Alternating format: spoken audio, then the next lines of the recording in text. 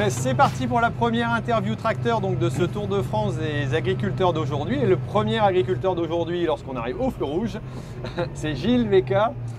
Bonjour à tous. Bon, Gilles, écoute, présente-toi un petit peu. Tu peux nous présenter ta chaîne et puis nous dire ce que tu fais sur les réseaux sociaux? Alors, je suis déjà agriculteur, c'est mon premier métier. Je suis installé depuis 2012 à peu près. J'ai pas une bonne mémoire des dates. Donc depuis 8-9 ans. En parallèle, j'ai une chaîne YouTube, Gilles l'agriculteur du Loiret. Enfin, j'ai même deux chaînes YouTube, Gilles l'agriculteur du Loiret et Gilles VK en direct. Donc pour parler justement de mon métier d'agriculteur et ce que je fais sur ma ferme. Ok, alors si vous êtes sur la première vidéo, étant donné que c'est la première qui est lancée des interviews tracteurs, on va interviewer durant le Tour de France.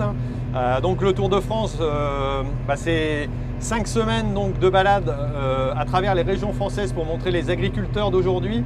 Les agricultures d'aujourd'hui, aller rencontrer des agriculteurs, le montrer au grand public, discuter aussi avec du monde, essayer de faire avancer les idées, faire avancer les choses.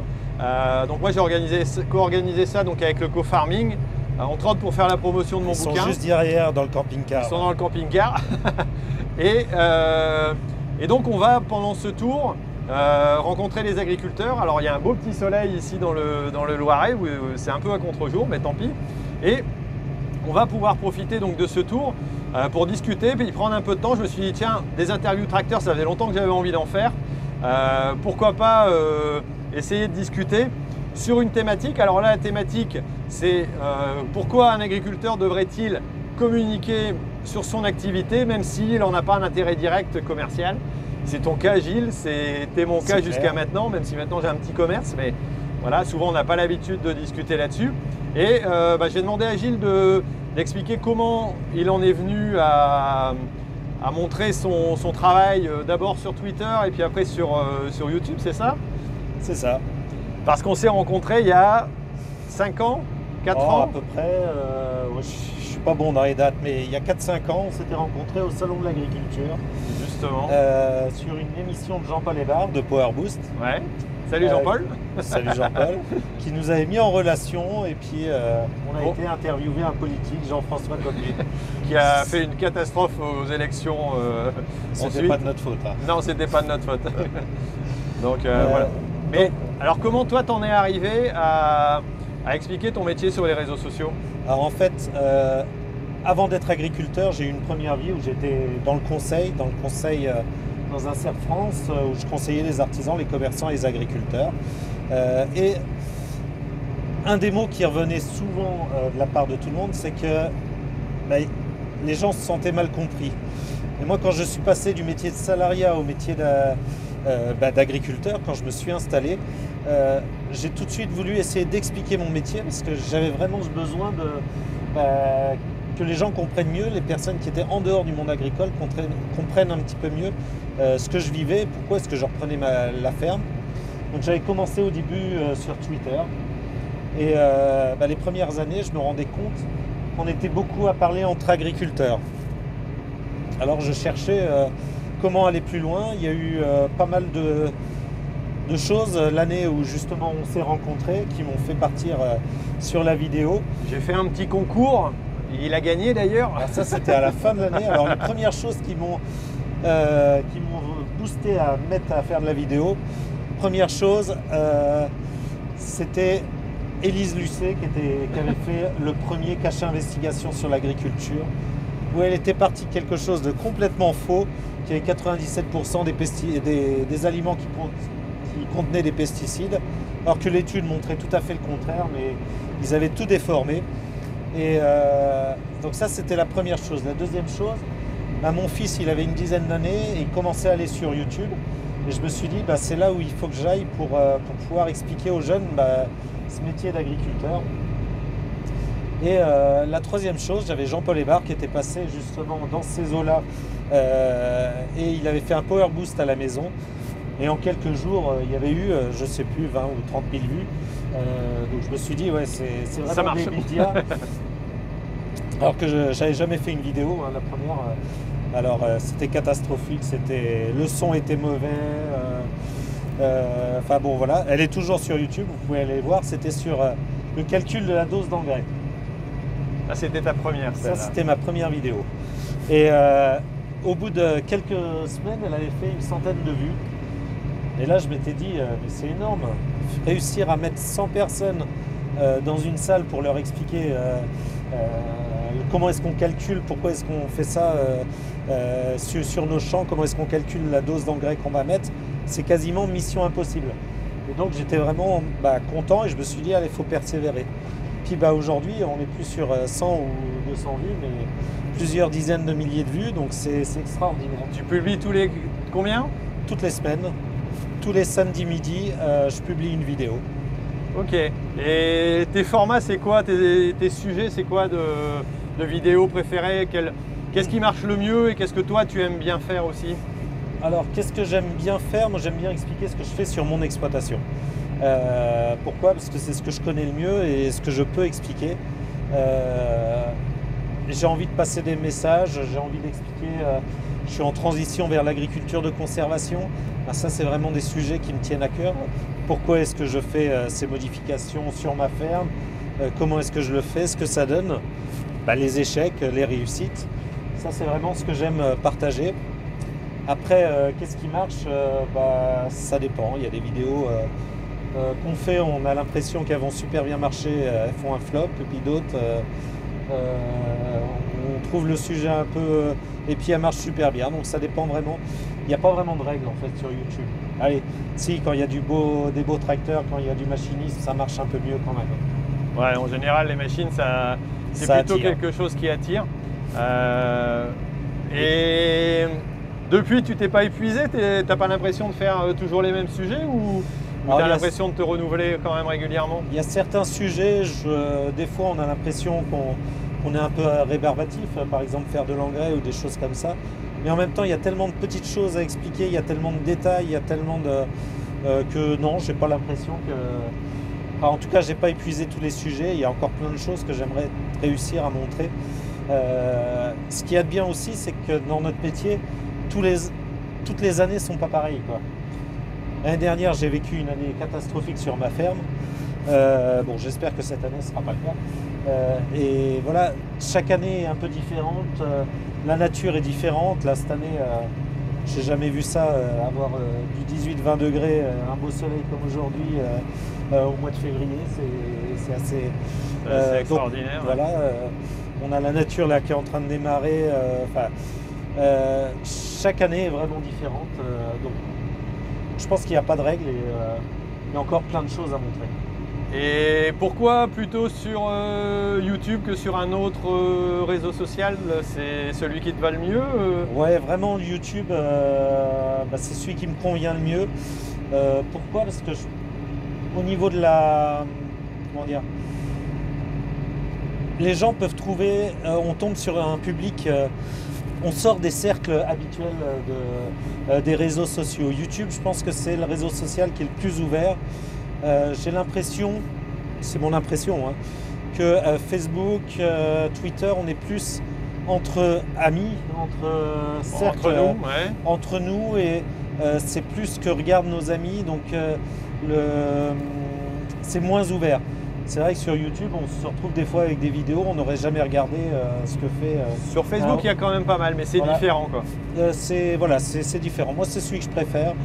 C'est pour ça que j'ai choisi YouTube. J'aime bien aussi, au niveau de la communauté, la bienveillance de la communauté. Les commentaires sont souvent constructifs, sont plutôt positifs. Voilà, je me sens bien sur YouTube. Et tu sais qui est-ce qui te regarde dans tes auditeurs? Si c'est des jeunes, des agriculteurs, du grand public, des filles, des mecs Alors, c'est plutôt la tranche la plus importante, c'est 25-45 ans. D'accord. Donc, c'est pas des jeunes, c'est pas des anciens. Enfin, c'est un peu tout le monde. Moi, c'est un peu plus jeune, tu vois. Ouais. Globalement, ça j'ai remarqué, toi, tu es un tout petit peu plus jeune que moi. Ah, ça se voit. Hein. Sur le public, hein, bien sûr. Alors, peut-être que c'est l'effet de l'agriculture de conservation, je sais pas. Peut-être, peut-être des sujets qui sont un peu différents. Voilà. Après, plutôt des hommes. 90% d'hommes au moins. Ah bah je suis plutôt à 91, 92, donc je crois que toi tu as un peu plus de femmes. J'avais un peu plus, ouais, il me semble. Ça y est, ça redescend. Je vieillis, ça doit être ça. Donc voilà, après, beaucoup en France, bien évidemment, ou dans les pays francophones, mais allez, à 90% en France.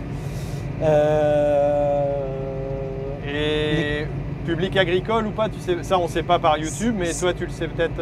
Ouais, j'ai fait plusieurs sondages, on le voit aussi dans les commentaires. Je pense que j'ai à peu près 20-25% complètement en dehors du monde agricole. 30 à 40% vraiment d'agriculteurs, 15 à 20% de jeunes en études agricoles ou qui ont un lien avec l'agriculture, et puis le reste des personnes du para-agricole. Ok, et tu as déjà des discussions avec des gens qui habitent loin d'ici? Ah oui, bah, une année j'avais fait une vidéo sur le Maroc et je sais qu'il y a pas mal de Marocains qui me suivent. Tous les pays du Maghreb, d'Afrique. J'avais eu pas mal de commentaires. Puis au Maroc, ils parlent français, donc c'est vrai que ça aide beaucoup. Après, j'ai eu des commentaires de personnes du Canada, un peu partout. Canada, des îles. Les îles, pas trop, non. J'ai eu peu de commentaires. Un peu partout dans le monde. Une fois d'Australie, une fois de... ouais, dans des pays non francophones aussi, ça arrive. Oui, ça arrive aussi. Il y a aussi des Français qui sont à l'étranger qui regardent. Je me rappelle d'un commentaire il y a quelques temps qui me disait « Ah, ça me fait du bien, je retrouve la campagne de chez moi quand vous faites vos vidéos. » Donc je regarde tous les samedis. C'était sympa. C'était quelqu'un qui était de mémoire dans les pays de l'Est. Et... des Parisiens aussi, est-ce que tu as des gens qui sont de la ville? Oui, ça, il y en a. Alors là, le pourcentage, aucune idée. Mais oui, il y en a. Alors on prend là et après à droite. Ça marche. Il y a des Parisiens, il y a d'ailleurs pas mal de commentaires justement où la petite vidéo du samedi, c'est leur bol d'air, ça les fait sortir un peu de Paris. Ça, c'est le genre de commentaires qu'on entend souvent, donc assez positif. Ok. Voilà. Tu as déjà eu des commentaires haineux, pas gentils, parce que c'est vrai que parfois, ce qui fait mal, c'est d'avoir des gens qui vous attaquent, et c'est ce qui peut faire peur à certains auditeurs de ne pas oser s'y mettre parce qu'ils vont se faire attaquer, quoi.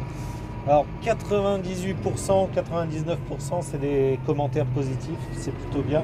Il y a quelques pourcents, ouais, il y a des gens qui sont pas très sympas. Ça arrive, alors ça dépend des sujets.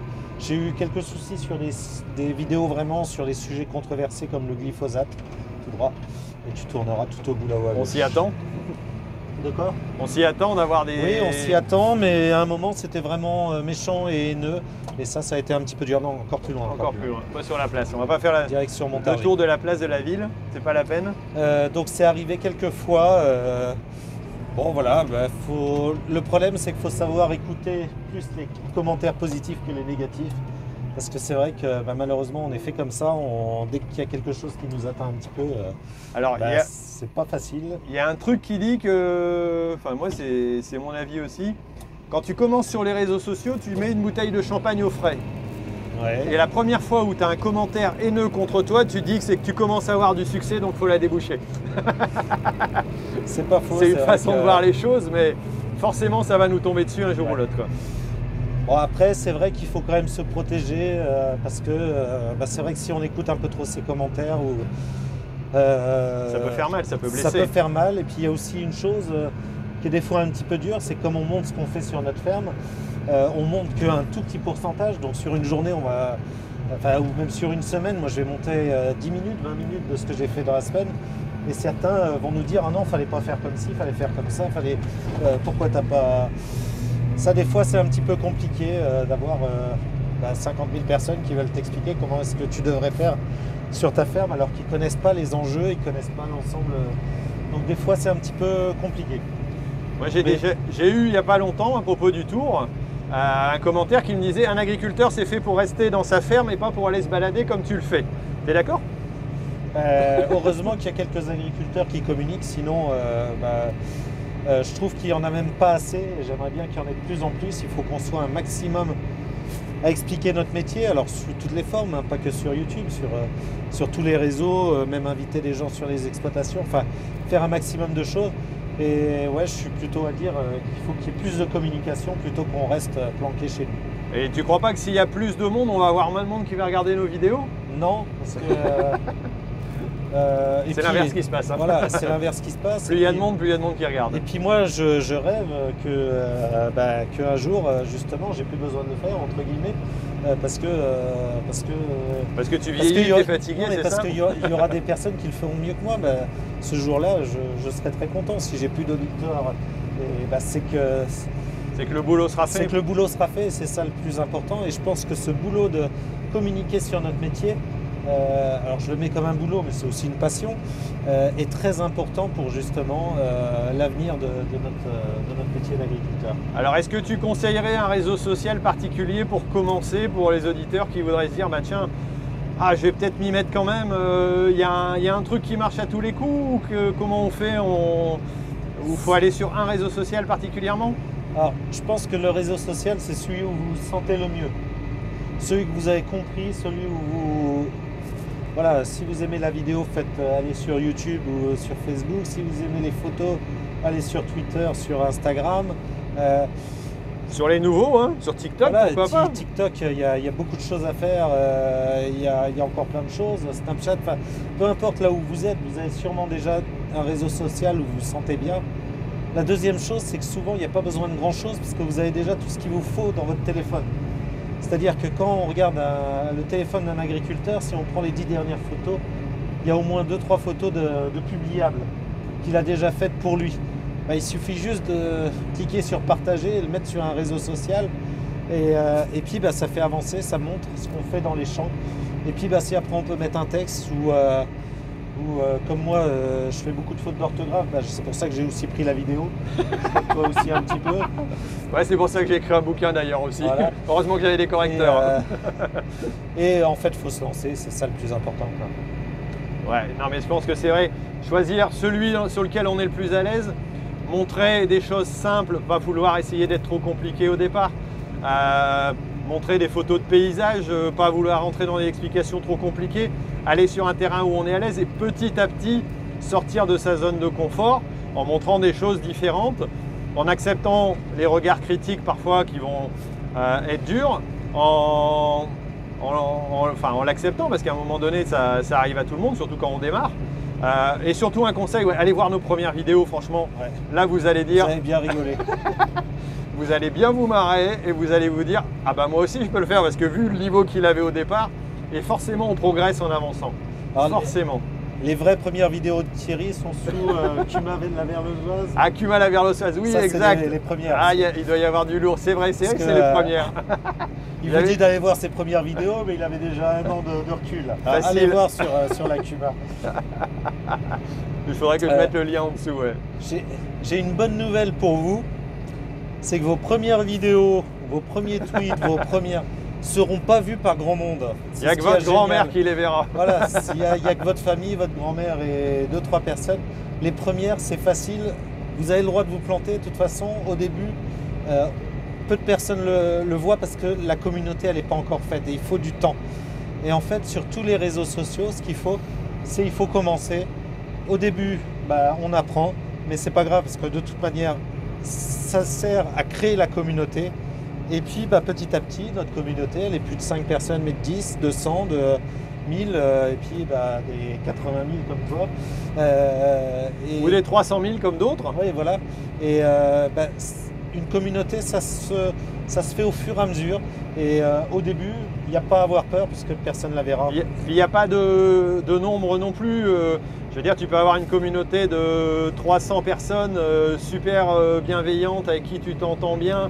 Et parce que tu montres un marché de niche qui est sympa, mais déjà toucher 300 personnes au quotidien, alors il faut déjà y arriver, hein, c'est pas tout de suite que tu y arrives, mais même une centaine c'est déjà énorme, quoi. Tu te dis un prof tous les jours, il a 30 élèves, quoi, pas plus. Voilà. Et là, toi tu peux avoir facilement ces 30 premiers, simplement en montrant des choses simples. Donc pourquoi ne pas y aller? C'est sûr, il faut y aller. On est de plus en plus nombreux sur la toile. Et il y a de plus en plus de monde qui regarde les vidéos. Et il y a de la demande vraiment. Et puis, pour se renouveler, il faut des nouvelles personnes et c'est très positif. Donc, n'hésitez pas. Et je pense qu'il y a aussi autre chose de très important, c'est être à plusieurs. Nous, on se connaît, on échangeait au début avec David. Tous les trois, on a commencé. On a commencé ensemble. Je ne vais pas dire ensemble, mais ouais. Il y a les associations comme François Agri-Tweetos, comme il y en a plein. Il y a Agri Demain, il y a tout un tas de communautés. Nous, les agri-youtubeurs, on échange entre nous. Et il ne faut pas hésiter à se rapprocher d'autres personnes, à échanger, à rentrer dans ces associations. Et ça, c'est vraiment très très intéressant, tout droit là-haut. Non mais c'est bon, j'ai le GPS. C'est plus facile. Tu vas aller voir Rémi dans quelques jours. Oui, sur Twitter. Lui, il disait, l'idéal pour communiquer, c'est de le faire en meute. Et c'est vrai. Et il a raison. Se sentir à l'aise, au moins si tu as une attaque ou un truc, tu peux en parler à quelqu'un parce que... Ça permet d'échanger, ça permet de se dire... Ouais, là, de se donner des conseils, tiens, qu'est-ce que tu ferais dans ce cas-là, où j'ai eu ce commentaire, la personne elle va dire, t'inquiète pas, les commentaires comme ça, faut les oublier. Et après, mettez-vous avec des personnes aussi qui ont votre niveau d'audience. Oui. Parfois, moi j'ai de la demande, je suppose que tu en as aussi.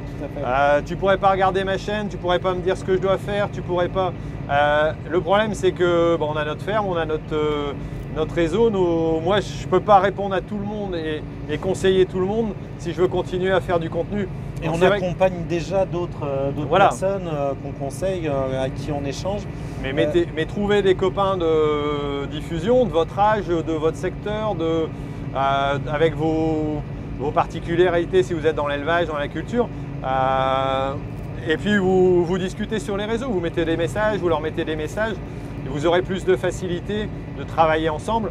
Moi je ne suis pas contre un conseil non plus quand on me rencontre, mais c'est vrai que j'ai du mal à répondre, ou si on me dit dis-moi ce que je dois faire sur ma chaîne, c'est beaucoup de temps et c'est pas forcément évident à faire, quoi. Donc désolé pour ça, mais...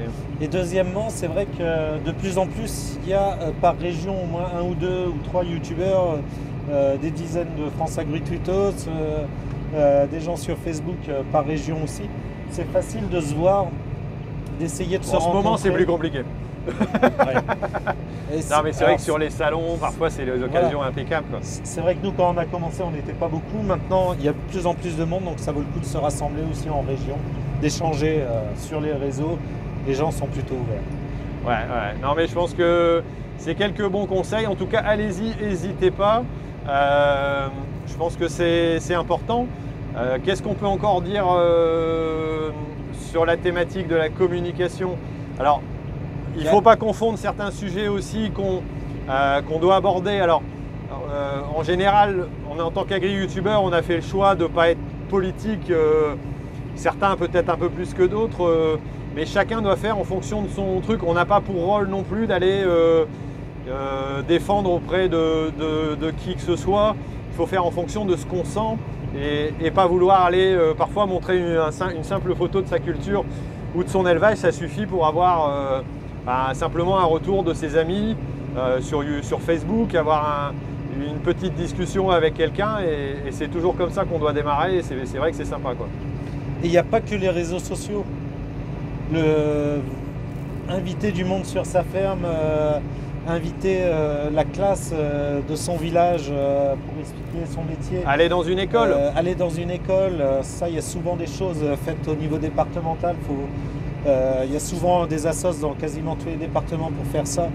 Il y a plein d'actions, on n'est pas obligé de les faire sur les réseaux. Si on se sent mieux, je sais pas, faire une partie de crêpes et inviter ses voisins, faire la fête de la moisson comme Agri Demain avait lancé il y a quelques années. Il y a plein de prétextes qu'on peut trouver pour inviter du monde, pour parler d'agriculture avec ses voisins. Et voilà, quoi. Faire un tour de tracteur. Ça marche. C'est un peu extrémiste quand même comme truc. Un tour de France de tracteur, c'est extrémiste. Emmener quelqu'un faire un tour de tracteur, ça marche à tous les coups. Votre voisin qui passe, arrêtez-vous, vous descendez du tracteur, vous lui proposez de monter. Et vous avez passé un quart d'heure, 20 minutes avec lui. Et ce temps d'échange, sera extraordinaire. Ouais, c'est sûr. Et c'est pas le but du jeu, ce sera pas de lui expliquer, enfin si, de lui expliquer ce qu'on fait, mais déjà le fait de vous accompagner, de monter, il pourra plus venir vous attaquer en vous disant vous faites ci, vous faites là. Il aura compris un peu mieux notre métier et ça c'est hyper important, quoi. Bon, et ben je pense qu'on a fait déjà quelques petites minutes. Alors si vous voulez retrouver Gilles, je vous mettrai le lien où vous allez tout simplement sur le site Agriculteur d'aujourd'hui.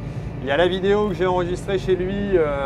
Donc pour le tour de, enfin pour mon bouquin Dans les bottes de ceux qui nous nourrissent, et vous le retrouverez aussi bien entendu dans le livre. Il y a tout un petit chapitre avec les QR codes que vous pourrez retrouver aussi, et vous verrez un petit peu tout ce qu'il nous raconte. Et il y a vraiment un sujet très intéressant parce que tu as quelque part ton credo aussi, c'est de dire qu'on n'est pas un problème, on est la solution, quoi.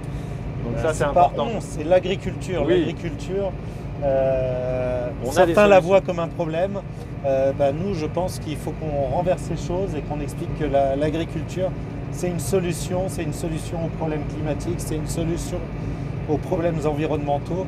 Et pour demain, ça va être facile de communiquer sur l'agriculture en expliquant ça. Voilà. Et ben écoutez, on vous laisse pour aujourd'hui. Comme tous les soirs pendant le tour, à 20h30. Si on arrive à poster sur les réseaux suffisamment tôt, parce qu'il n'y a pas de réseau chez lui, donc je ne sais pas comment ça va aller ce soir. Mais si, il y a du réseau. Mais bon, voilà, il y a le journal du tour dans lequel vous retrouverez l'ensemble des infos. Vous le suivez sur la playlist éventuellement, vous pouvez vous inscrire. Vous avez le lien en dessous sur cofarming.info/cft et sur mes réseaux sociaux aussi, vous retrouverez facilement les différents sujets. Et puis sur YouTube, vous tapez Gilles VK. Et vous allez voir ma chaîne YouTube. Et il y a des super vidéos. Allez, à bientôt. Voilà, allez, merci, à bientôt. Et puis surtout, ne l'oubliez pas, hein, l'agriculture mérite d'être expliqué. Voilà, allez, ciao.